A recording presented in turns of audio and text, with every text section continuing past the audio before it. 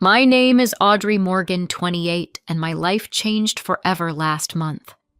After my beloved grandfather Harold passed away, my family gathered for the reading of his will. What should have been a moment of shared grief turned into a battlefield. With my struggling art career and mountain of student debt, I never expected to inherit anything substantial. My successful brother Brian was always the golden child. But when Grandpa's will was read, no one was prepared for what happened next. Before I continue my story, where are you watching from? Hit subscribe and let me know in the comments below. Growing up in suburban Chicago, I always felt like the odd one out in my family.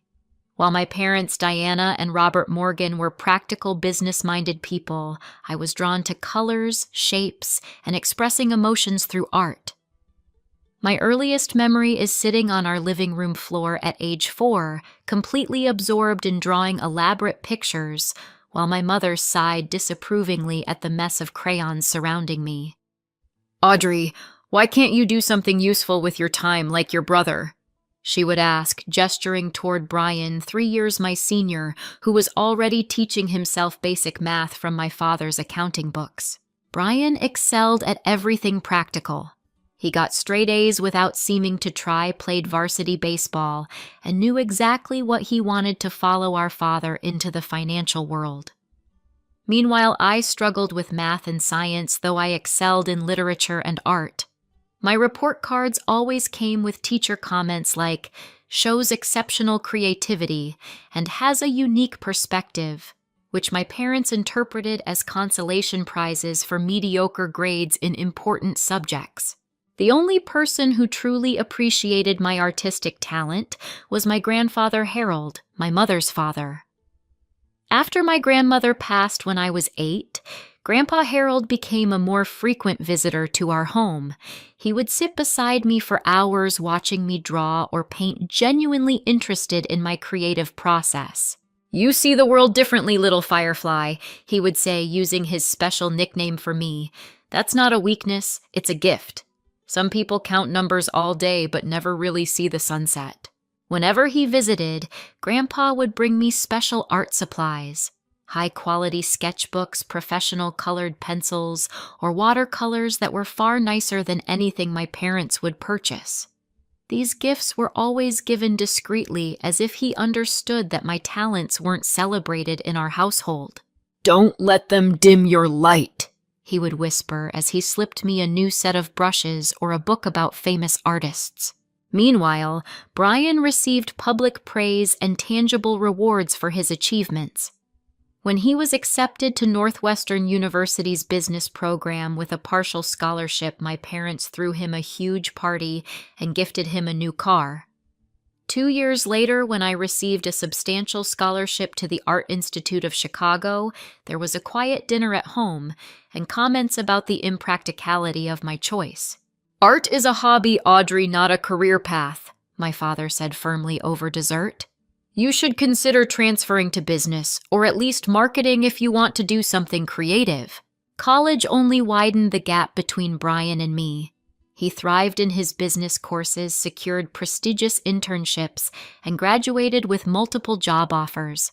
I poured my heart into my artwork, developed my own distinctive style that professors praised, but struggled with the reality of making a living as an artist. By graduation, Brian was already working at a top financial firm with a starting salary that made my parents beam with pride. I moved into a tiny apartment shared with 2 other artists and took a job as a barista to pay bills while building my portfolio and submitting to galleries. My parents made their disappointment clear during our increasingly infrequent phone calls. "Brian just got another promotion," my mother would announce, not bothering to ask about my latest art series. "He's considering buying a condo downtown. That business degree is really paying off." Throughout these challenging years, Grandpa Harold remained my steadfast supporter. When he began experiencing health problems 5 years ago, I started visiting him weekly at his home in the suburbs. These visits became my sanctuary. While helping him with household tasks or grocery shopping, we would have long conversations about art life and following your own path. As his health deteriorated, I increased my visits, often staying overnight to ensure he took his medications and ate properly. I would bring my sketch pad and draw while he napped, sometimes capturing his peaceful sleeping face in my artwork. He would wake and insist on seeing what I'd created, always offering genuine appreciation. "You're the only one who really sees me, Firefly," he said once, looking at a portrait I'd drawn of him. "Not just my old face, but who I really am inside." Brian visited, rarely always with a rushed energy, and checking his phone constantly. He would talk loudly about investments and his latest accomplishments, seeming not to notice when Grandpa's eyes glazed over with fatigue. 2 years ago, when Grandpa Harold needed more consistent care, my parents suggested a nursing home. I couldn't bear the thought of him in an institutional setting and offered an alternative. I would move into his house to care for him. My parents were skeptical, but Grandpa was delighted, and ultimately they relented. Those final 2 years living with my grandfather were precious beyond measure. My art took on new depth as I witnessed his gentle courage in facing mortality. I set up a small studio in his spare bedroom and managed to sell a few pieces to local galleries. Every sale, no matter how small, was celebrated by Grandpa, as if I'd been featured at the Museum of Modern Art.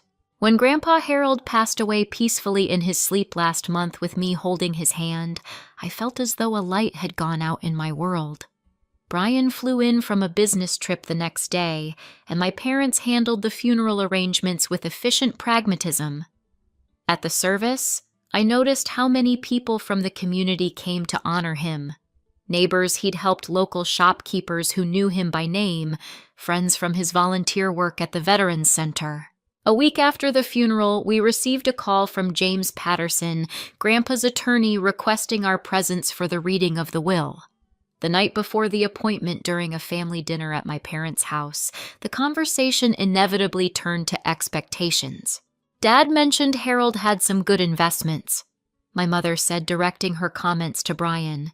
"It would be a perfect time for you to expand your portfolio management business." "I've already been researching potential office spaces," Brian replied, not even glancing my way. "This could be the capital infusion I've been waiting for." I sat silently, pushing food around my plate. No one asked about my plans or needs, and it never occurred to them that I might be included in any meaningful way in Grandpa's will. As far as they were concerned, I had already received my inheritance through Grandpa's support of my hobby and his generosity in letting me live with him. Little did any of us know how thoroughly we had misjudged the situation and how a single meeting would upend our family dynamic forever. The attorney's office was located in a stately brick building in downtown Chicago. The reception area featured dark wood paneling, leather chairs, and discreet lighting that spoke of old money and confidentiality. I arrived first nervous and unsure, dressed in the only professional outfit I owned, a simple black dress I'd worn to gallery openings. My parents and Brian arrived together, engaged in animated conversation about the current stock market. Brian looked every inch the successful businessman in his tailored suit, while my parents were dressed with the understated elegance of comfortable suburbanites. They barely acknowledged me with a quick nod before continuing their discussion. "The tech sector is where the real growth is happening," Brian was explaining to my father. "Once we know what we're working with from Grandpa's estate, I can show you some promising startups that could double your investment within 18 months. "That sounds promising," my mother interjected. "Your grandfather was always so conservative with his investments. It will be good to have someone with modern financial knowledge managing things now." I sat quietly, feeling increasingly invisible and irrelevant to their plans. It was a familiar feeling, but somehow more painful in this context. We were here because Grandpa had died, yet they seemed more focused on future profits than honoring his memory. James Patterson emerged from his office precisely at the scheduled time. He was an older gentleman with silver hair and reading glasses perched on his nose. His handshake was firm, his manner professional but warm. "Thank you all for coming," he said, leading us into a conference room with a polished oak table. "Before we begin, let me express my condolences. Harold was not just my client, but a dear friend for over 40 years. We settled around the table with Patterson at the head. He placed a folder and a sealed envelope before him, adjusting his glasses as he prepared to read. As the executor of Harold Morgan's estate, it is my duty to inform you of his final wishes regarding the distribution of his assets, he began formally. The total value of Harold's estate, including his home investments and personal property, is approximately $2.4 million. I heard my mother's quick intake of breath. It was significantly more than any of us had expected. My father and Brian exchanged meaningful glances, already calculating possibilities. "I'll now read the will in its entirety," Patterson continued, opening the folder. The first portions were standard legal language confirming this was indeed the last will and testament of Harold Morgan's sound of mind and body at the time of signing. He then moved on to specific bequests. His collection of vintage watches to a veterans organization, a modest sum to his church, and $50,000 each to several charities. Then Patterson cleared his throat and looked directly at me. "To my granddaughter, Audrey Elizabeth Morgan, who has shown me the true meaning of family through her unwavering love and support, I leave the remainder of my estate, including my home investments and all other assets not specifically designated elsewhere. It is my hope that this inheritance will allow her to pursue her considerable artistic talents without the financial constraints that have limited her thus far." The silence that followed was absolute. I felt as though the air had been sucked from the room. Had I misheard? Was this some kind of mistake? My mother was the first to recover. "There must be some error," she said sharply. "Surely Harold intended a more equitable distribution." Patterson looked at her calmly. "There is no error, Mrs. Morgan. Your father was very clear about his wishes." Brian's face had flushed a deep red. "This is ridiculous. I'm the one with financial expertise. I could grow that money, make something of it. Audrey will probably blow it on paint and canvases." "Brian," my father snapped, though whether he was admonishing him for the outburst or for speaking the quiet part aloud wasn't clear. Patterson waited for the commotion to subside before continuing. "There is one additional provision I should mention. Harold anticipated there might be disagreement regarding his decisions. He left this sealed letter with instructions that it should be read aloud only if his will was contested or if undue pressure was placed on Audrey regarding her inheritance." He held up the envelope, and I noticed my name written on it in Grandpa's distinctive handwriting. My father regained his composure and adopted a reasonable tone. "We're not contesting anything officially, Mr. Patterson. We're simply expressing surprise at what seems an unbalanced distribution among family members."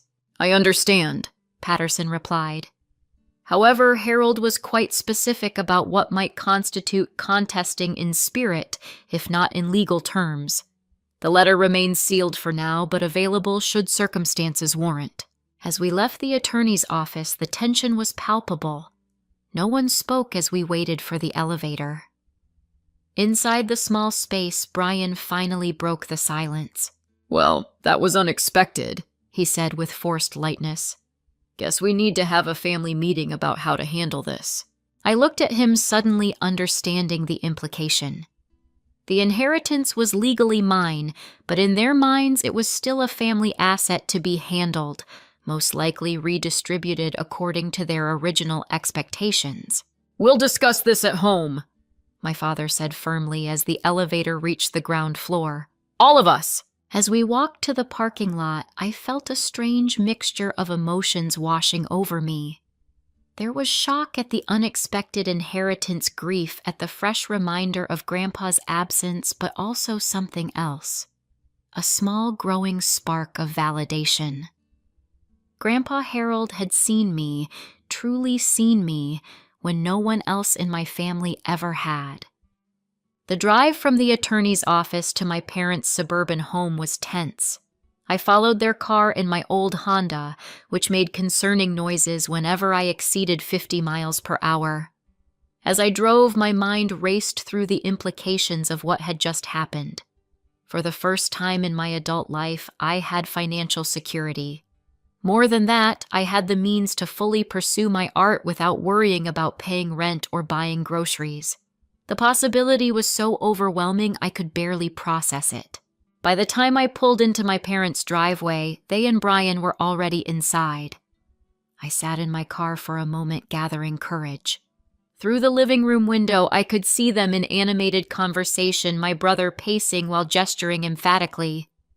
Taking a deep breath, I finally went inside. They fell silent as I entered the room. My mother was perched on the edge of the sofa, her posture rigid. My father stood by the fireplace, arms crossed. Brian had taken up position by the large window, backlit dramatically as if on stage.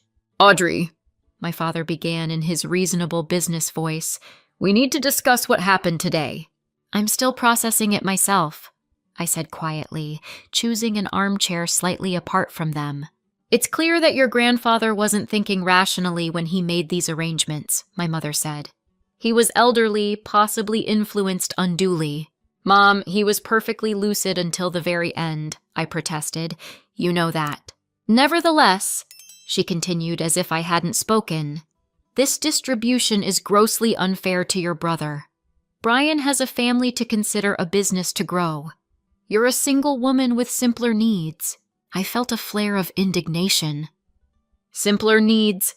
I've been struggling to pay rent and buy art supplies while working minimum wage jobs for years." "And whose fault is that?" Brian interjected. "I worked hard for my business degree. I made practical choices. You decided to pursue a career with no stable income or prospects." "That's not fair," I began, but my father interrupted. "Let's focus on solutions, not accusations," he said. "The fact is, this inheritance can benefit the entire family if managed properly. Brian has the expertise to grow this money significantly." "So, what exactly are you suggesting?" I asked, though I already knew. Brian stepped forward, assuming his professional financial advisor persona. "Look, I'm not saying you shouldn't get anything. Clearly, Grandpa wanted you to have some security, but $2.4 million, that's excessive for someone in your position." "My position," I repeated incredulously. "You know what I mean," he continued. "You live simply, your career doesn't require major capital investment. I could use that money to expand my business, create jobs, generate real wealth. Plus, I have Ellie and Jake's college funds to consider." He was referring to his 2 young children, my niece and nephew, whom I adored despite our complicated family dynamic. "A more equitable distribution would be logical," my father added. "Perhaps you keep the house and a reasonable stipend, and Brian manages the investments for everyone's benefit." I looked at their expectant faces and realized they genuinely believed what they were proposing was reasonable.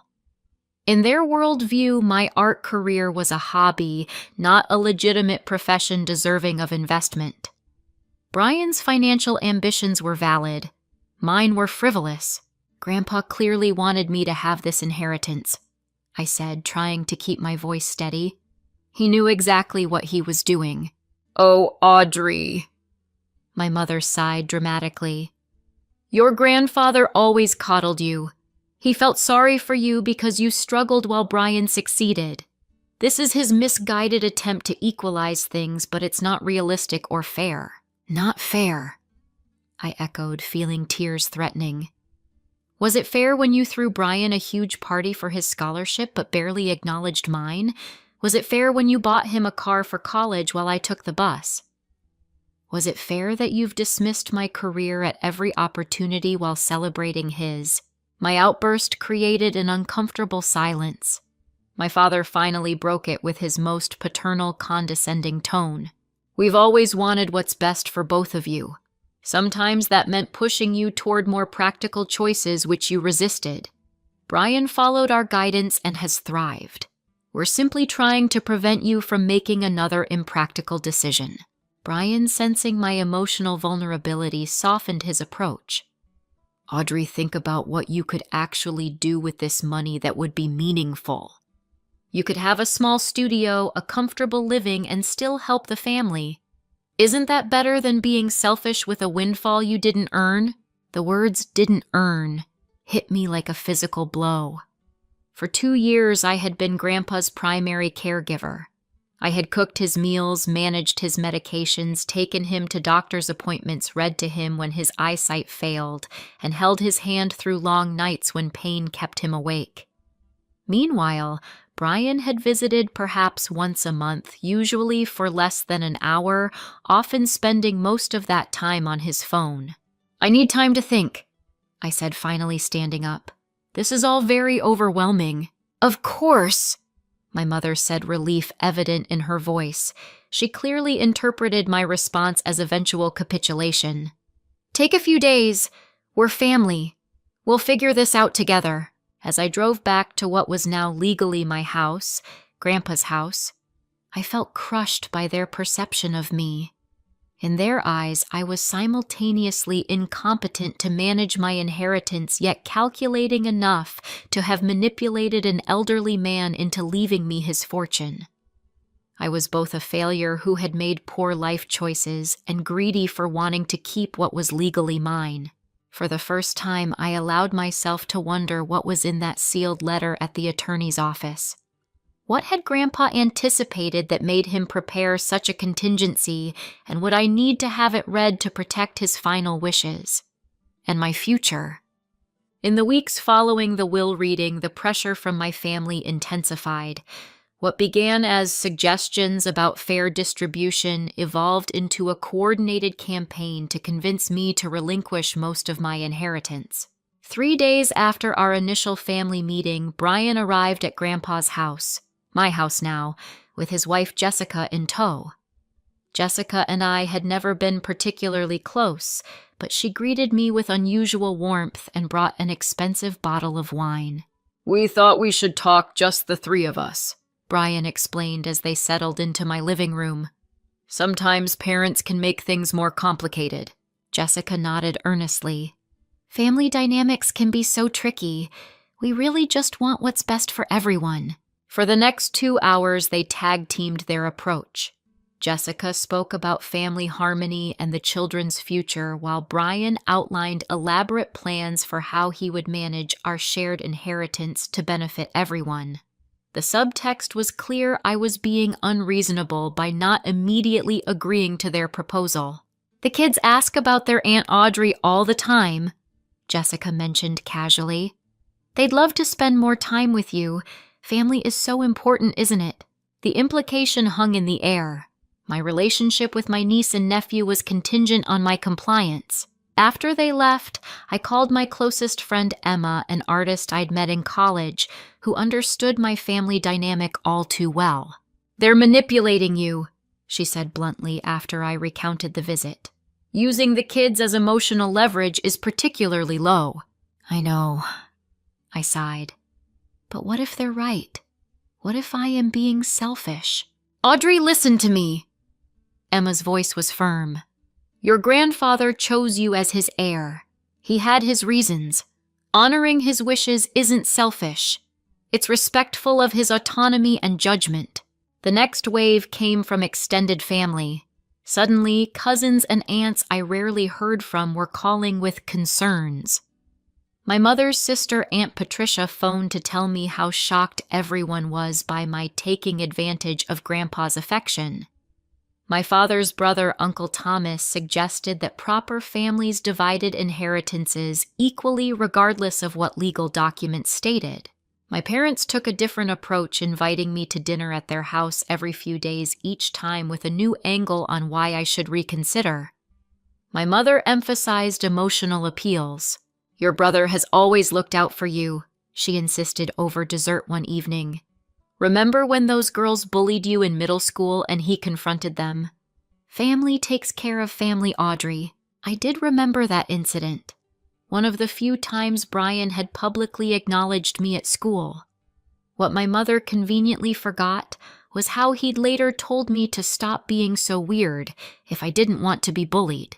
My father focused on practical concerns, outlining the responsibilities of property ownership, investment management, and tax implications. Each explanation subtly suggested I was ill-equipped to handle these adult matters without Brian's expertise. The situation reached a breaking point 3 weeks after the will reading. My parents organized what they called a family dinner, but was essentially an ambush. When I arrived, I found not just my immediate family, but also Jessica's parents, my aunt and uncle, and even our family's longtime accountant. As we settled around the dining table, my father cleared his throat for attention. "We've asked you all here because we have good news. Audrey has been considering how best to handle her grandfather's estate, and she's decided to do the right thing." I froze fork midway to my mouth. "Excuse me," my mother jumped in smoothly. "We understand you need time to formalize everything legally, but we wanted to celebrate your decision as a family. Brian has already spoken with some exciting investment opportunities that will benefit everyone." Brian raised his wine glass. "To family wisdom and sharing prosperity." Everyone except me raised their glasses. I set mine down carefully, trying to control my shaking hands. "I haven't made any decision," I said quietly. An uncomfortable silence fell over the table. My father gave me a warning look. "Audrey, we discussed this. The family-first approach is the right path forward."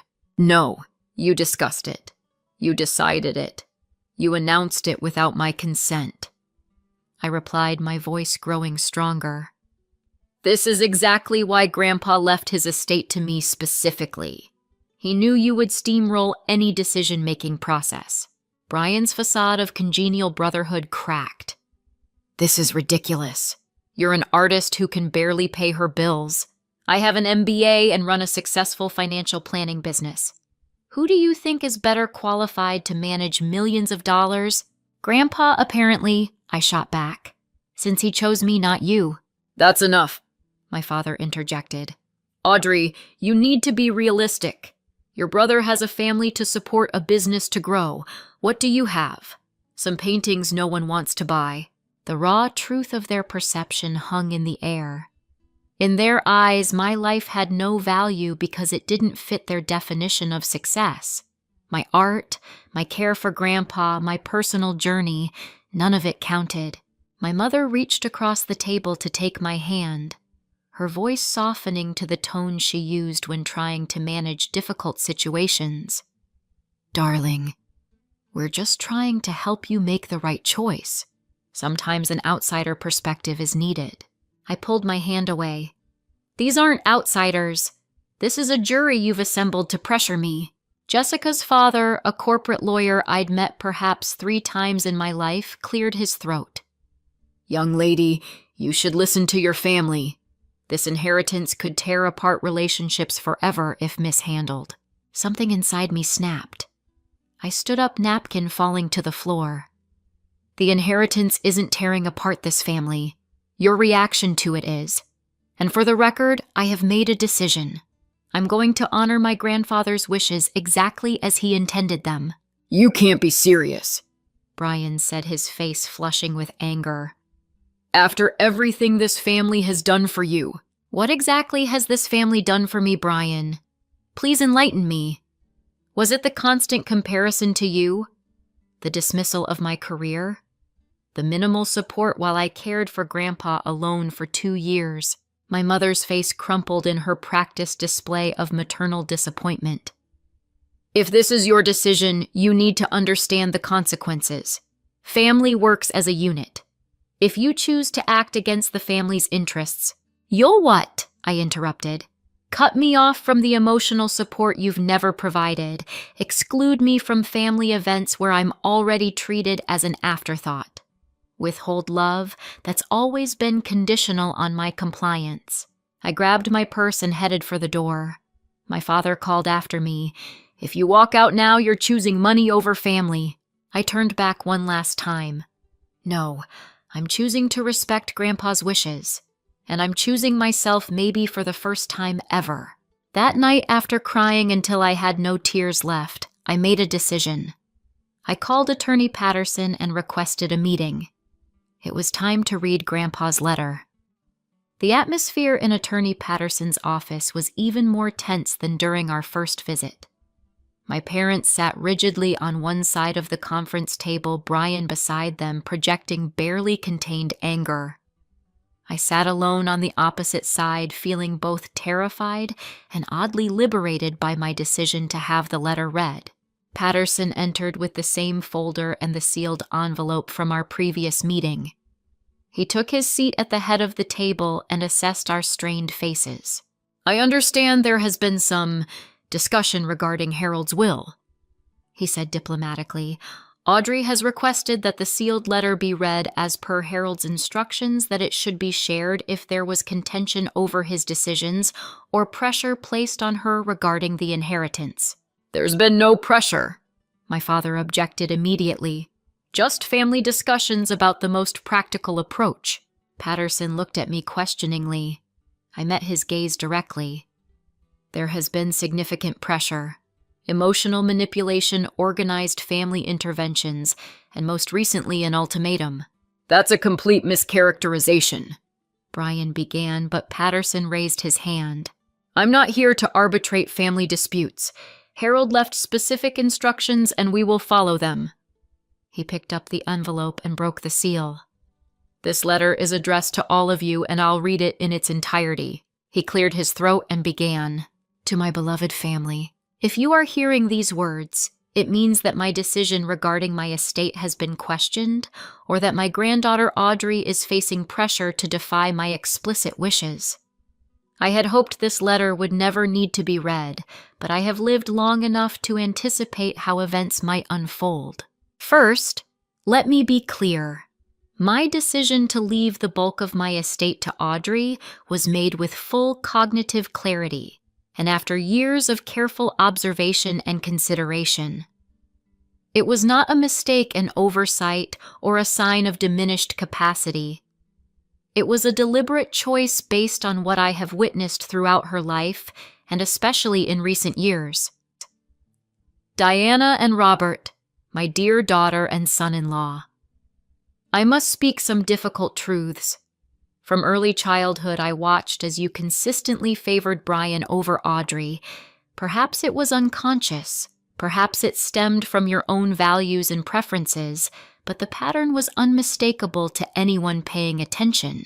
When Audrey won the district art competition in 7th grade, you attended only because Brian had a baseball game at the same school.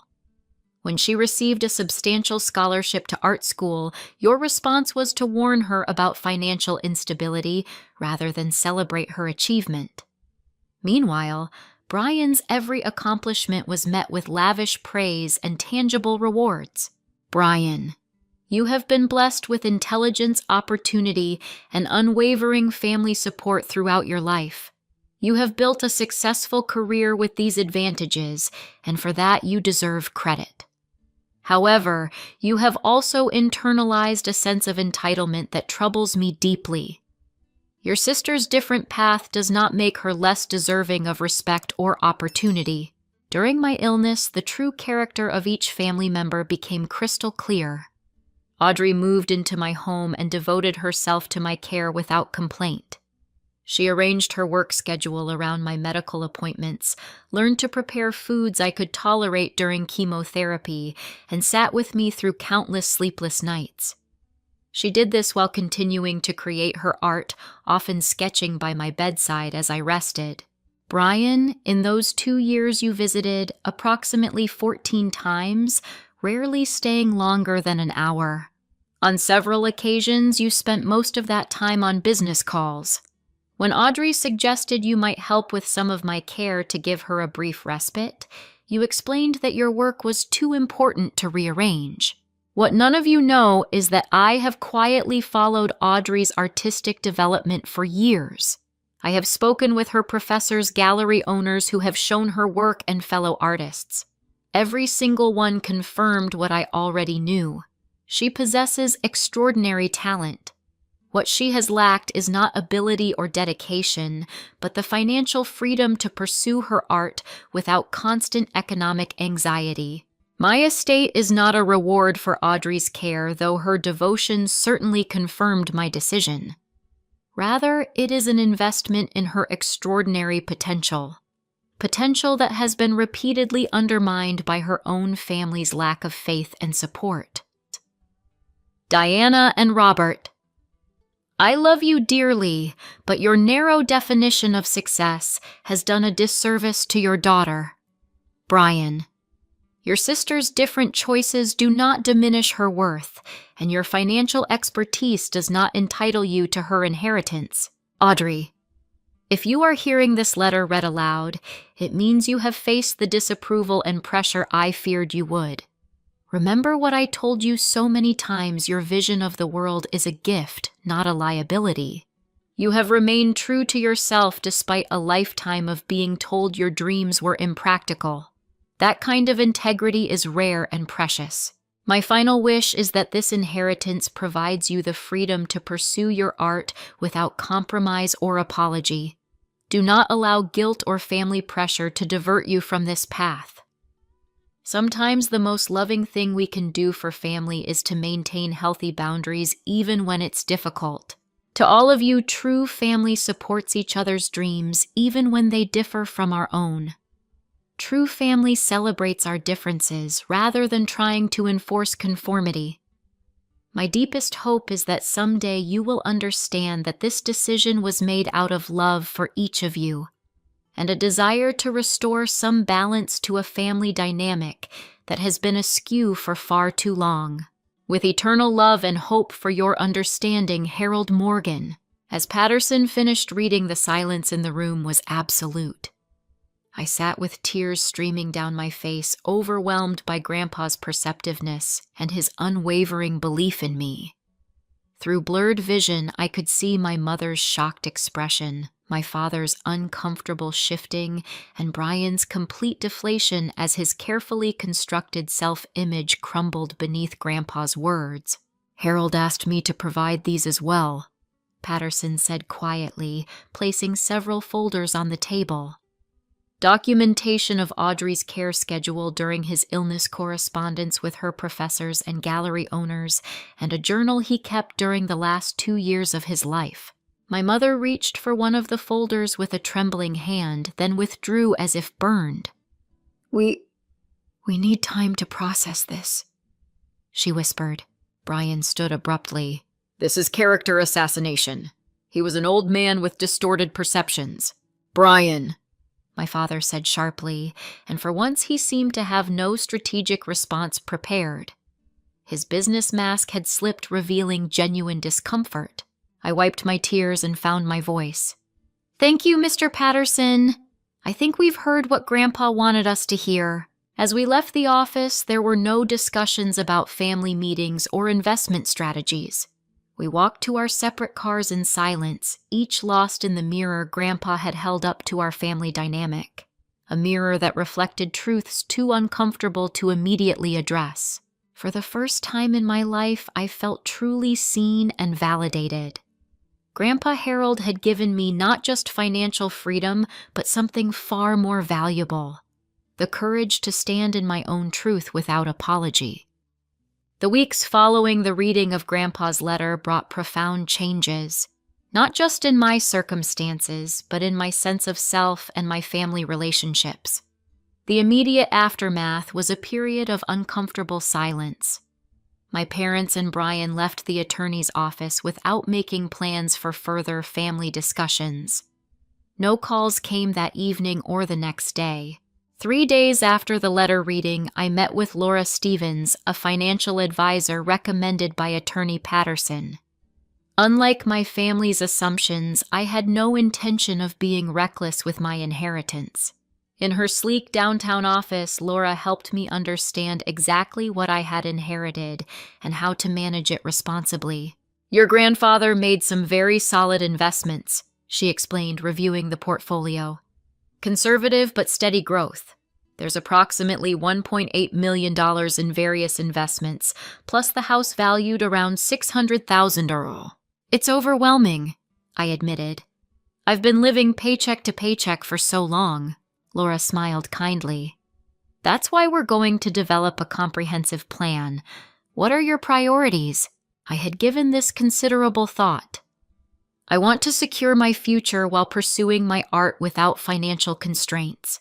I'd like to renovate part of Grandpa's house into a proper studio, and I want to establish some kind of arts fellowship in his name.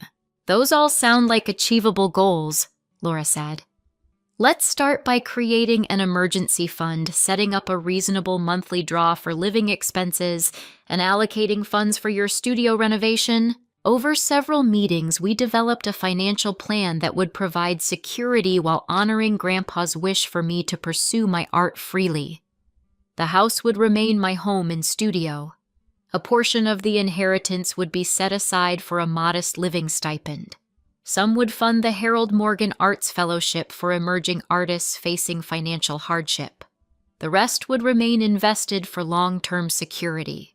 As I implemented these plans, the silence from my family finally broke.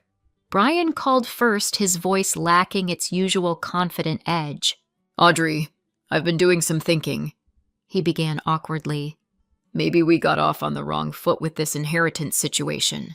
That's one way to put it, I replied, not making it easy for him.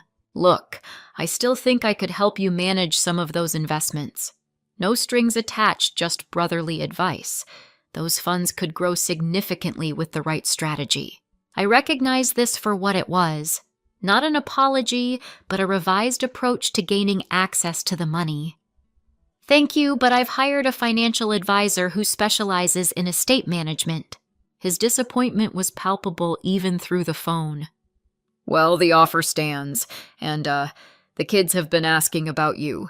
Maybe you could come over for dinner sometime. The mention of my niece and nephew softened me slightly.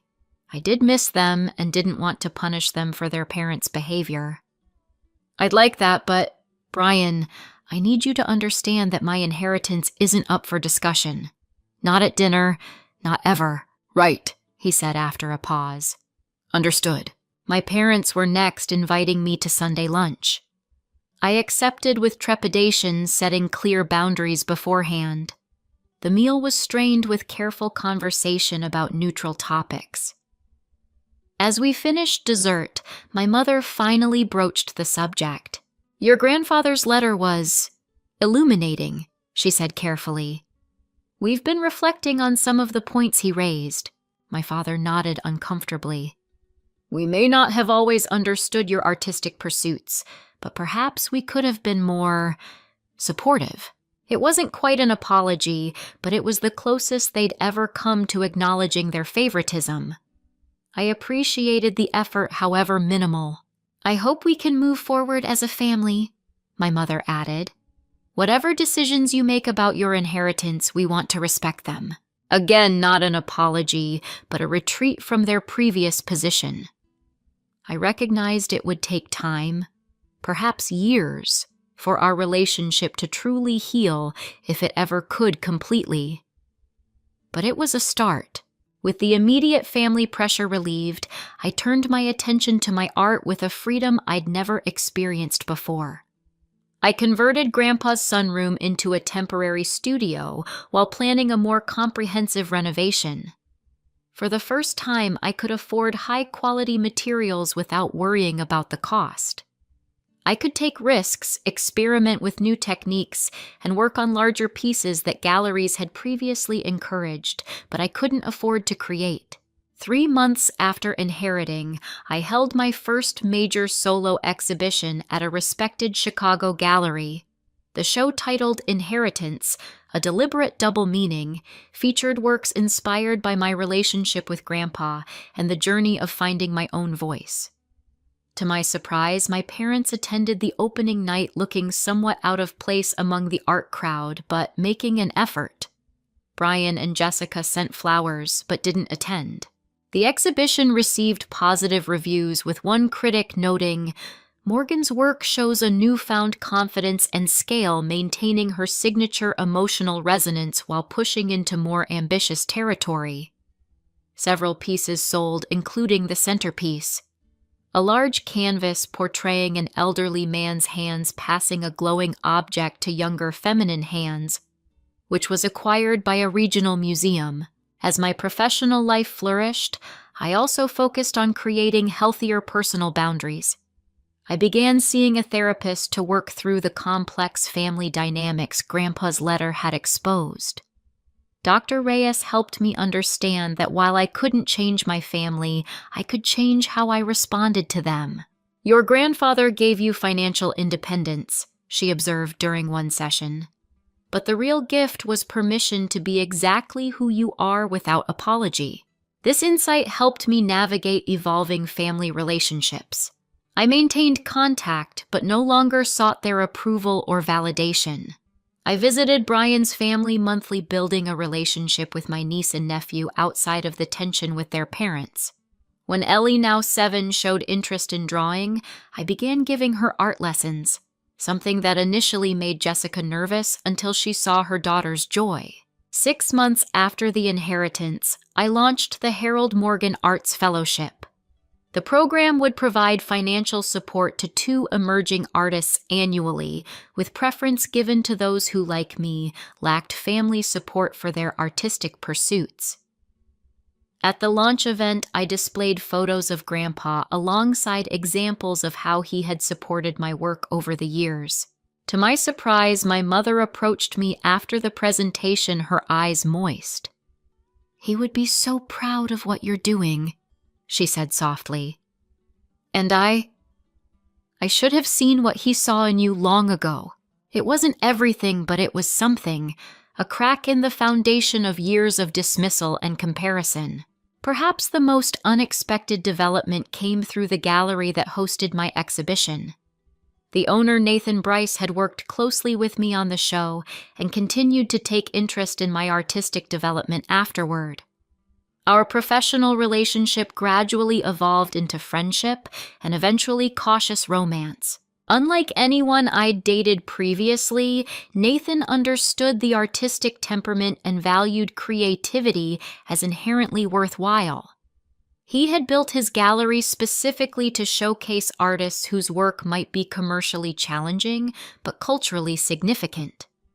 With him, I never had to justify my career choice or translate my artistic vision. One evening, as we walked along Lake Michigan after dinner, Nathan asked about my plans for the future.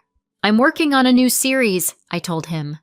"Larger pieces exploring family mythology, the stories we tell ourselves about who we are and where we belong." "Sounds powerful," he said. "Your work has changed since I first saw it. There's a new confidence, a willingness to take risks." I smiled, looking out at the water reflecting city lights. "I'm finally creating without fear, without worrying if I can afford the materials or pay next month's rent, without trying to prove my worth to people who defined success so narrowly." "Your grandfather gave you that freedom," Nathan observed. "Yes," I agreed. "But he also did something more important. He showed me that someone believed in me exactly as I am. That validation changed everything." As our first anniversary approached, I found myself reflecting on the extraordinary year behind me. The inheritance had transformed my external circumstances dramatically, but the more profound change was internal. I had discovered a resilience and clarity I hadn't known I possessed. I had learned to stand firmly in my own worth regardless of others' opinions. Grandpa Harold's final gift wasn't just financial security. It was the mirror he held up to our family dynamic and the permission he gave me to honor my authentic self. In that, he had given me something far more valuable than money. He had given me freedom. 1 year after Grandpa Harold's letter changed everything, I stood in my newly completed studio, sunlight streaming through skylights onto canvases in various stages of completion. The renovation had transformed the old garage into a bright, spacious workspace with proper ventilation storage for supplies and even a small gallery area for displaying finished pieces. Looking around at what I had created, not just the art but the life I was building, I felt a profound sense of gratitude and accomplishment. The journey hadn't been smooth or easy, but it had led me to a place of genuine contentment and purpose. My artistic career had blossomed beyond my most optimistic hopes. Following my successful first exhibition, I had secured representation with Nathan's Gallery and 2 others in different cities. My work was now featured in several corporate collections and one museum's permanent display. While I wasn't a household name, I had established myself as a serious mid-career artist with a distinctive voice and growing reputation. More importantly, I was creating with an authenticity and boldness that had previously been constrained by financial anxiety and family expectations. My new series exploring family mythology had evolved into my strongest work yet, with 3 pieces already pre-sold before completion. My relationship with Nathan had deepened into a partnership based on mutual respect and shared values. He understood my need for solitary creative time and celebrated my successes without jealousy or competition. When he proposed 2 months ago, it felt like a natural evolution rather than a dramatic change, a joining of paths already heading in the same direction. My family relationships had undergone more complicated transformations. Brian had initially maintained a polite distance after his attempts to access my inheritance failed. Our interactions were limited to family gatherings where we engaged in careful small talk. However, an unexpected development had recently shifted our dynamic. His daughter Ellie, now 8, had shown remarkable artistic talent during our monthly art lessons. When her school art teacher recommended specialized instruction, Brian had reluctantly approached me for advice. That conversation, the first time he had acknowledged my expertise in anything, opened a narrow bridge between us. "She talks about art the way you always did," he admitted during our discussion. "I don't understand it, but I can see it makes her light up." "It's not about understanding it intellectually," I explained. "It's about letting her follow what resonates with her soul." He nodded slowly. "I think I've been looking at success too narrowly. Watching her draw with such joy, it reminds me of you at that age." It wasn't an apology for years of condescension, but it was an acknowledgement of value in a path different from his own. For now, that was enough. My parents had made more concerted efforts at reconciliation. My mother regularly sent articles about art exhibitions or features on emerging artists. My father had surprised me by attending my second solo show without prompting, even purchasing a small piece which now hung in his office. During a recent dinner at their home, my mother had tentatively asked about the Harold Morgan Arts Fellowship. "The applications for next year's fellowship are impressive," I told her. "We've already received over 200 submissions." "Your grandfather would be so proud," she said. "He always believed in supporting people who might otherwise be overlooked." There was a moment of shared understanding between us, an acknowledgement that she recognized now what Grandpa had seen all along. The fellowship had become one of my greatest joys. Watching the first 2 recipients flourish with the financial support and mentorship the program provided gave me a sense of purpose beyond my own artistic career. One fellow, a single mother creating powerful sculptures between work shifts, reminded me of my own struggles and reinforced my commitment to creating opportunities for others. Not everything had resolved into perfect harmony, of course. Family gatherings still carried undercurrents of past hurt and misunderstanding. Brian occasionally made comments that revealed his lingering belief that I had somehow manipulated my way into the inheritance. My parents sometimes slipped into old patterns of giving his accomplishments more weight than mine. But these moments no longer devastated me or made me question my worth. I had learned to maintain boundaries without building walls to forgive, without forgetting to move forward without requiring perfect resolution. Perhaps the most meaningful measure of my growth came on the anniversary of Grandpa's passing. I visited his grave alone, bringing a sketchbook and his favorite yellow roses. Sitting beside his headstone, I wrote him a letter of my own.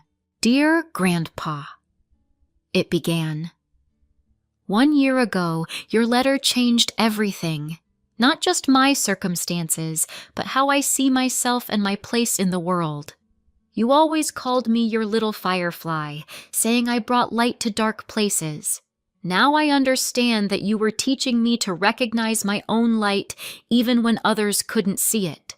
I detailed the developments of the past year, the studio, the exhibitions, the fellowship bearing his name. I told him about Nathan and our engagement.